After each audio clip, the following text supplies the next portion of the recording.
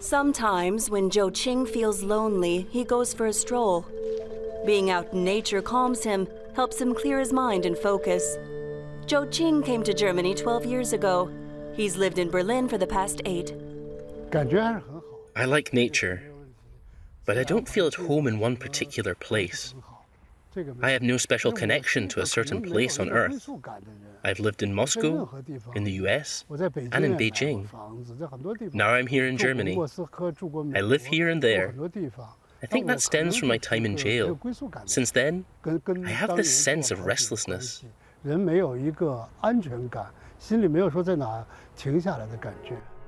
1989, protests erupted at Beijing's Tiananmen Square and elsewhere in China. Tens of thousands of young Chinese demanded greater freedom. But the pro-democracy movement was brutally suppressed. Zhou Qing helped organize demonstrations in his hometown, Xi'an. For this, he was sentenced to 2.5 years behind bars and forced to spend the first 2 months in solitary confinement, locked up in a dark underground cell. They only freed me after 51 days. They had to carry me out. They covered my eyes with white cloth. At first I didn't know why, but I'd spent all this time in total darkness. Without the cloth, I would have probably gone blind. A harrowing experience, but Zhou Qing has remained undeterred. Once a widely respected non-fiction author and publisher in China, he's kept writing books in exile. He's a voracious reader, too. Zhou Qing is an enthusiastic cook, a passion he discovered as a single parent. For him, eating is about companionship and looking after one's health. But cooking also brings up grim memories from time behind bars. In jail, I looked after more than 30 people on death row, who'd only a few days or weeks left to live. They were strapped to their beds, arms and legs spread to their sides, like a crucifixion. There was a hole in their bed to defecate. After relieving themselves, I would wipe them clean. I also fed them. In their final moments, food was all that mattered. Zhou Qing processed the experience in a book.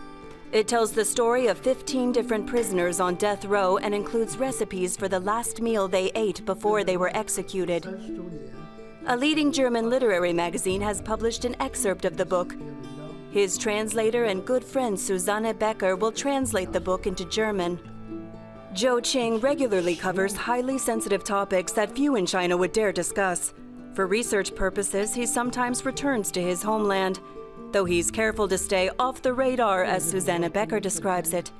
But unlike his artist friend Ai Weiwei, Zhou Qing resists the label dissident. I am an author and witness to world events. That's all. A courageous one, for sure. Zhou Qing carried out extensive research in China for his documentary film I Don't Quite Recall, which addresses a dark chapter of Chinese history, Mao's Cultural Revolution. The film revolves around the lynching of 2 teachers at the hands of their students. It features interviews with people who may have witnessed the killings. 这个我现在真的记不太清了。记不太清。您还记不记当时是谁打的？他也这么说，那个马主任也这么说。 Recent events in Paris show how timely my documentary is.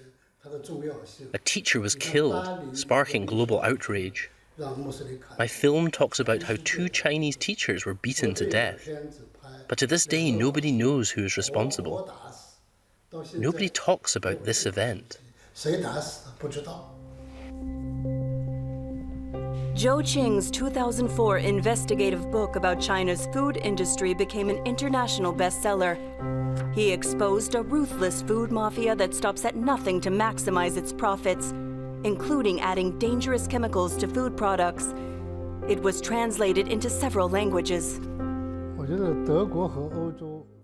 15 years ago, I started telling people Chinese food is unsafe. Chinese food production methods can cause epidemics, like SARS. But nobody took this seriously. I think European politicians and food manufacturers are harming themselves when they import Chinese products. Zhou Qing is currently working on new documentary films about China.